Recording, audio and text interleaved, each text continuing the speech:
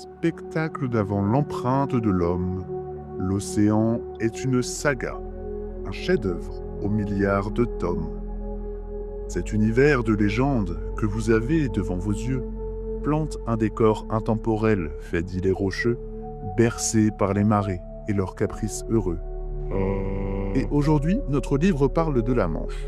Au chapitre Roscoff, les acteurs, ce sont plus de 3000 espèces d'animaux, 700 de végétaux et l'humain qui, du lundi au dimanche, s'en inspire pour apprendre la philharmonie de la vie.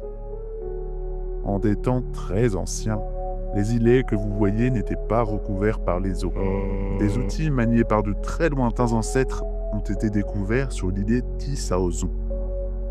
Cela veut dire que des humains fréquentaient déjà ce lieu il y a plus de 10 000 ans.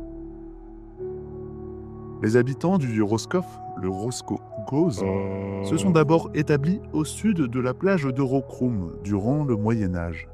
Ils ont choisi de vivre sur le Laber, car celui-ci leur a offert un abri merveilleux face aux courroux de la mer.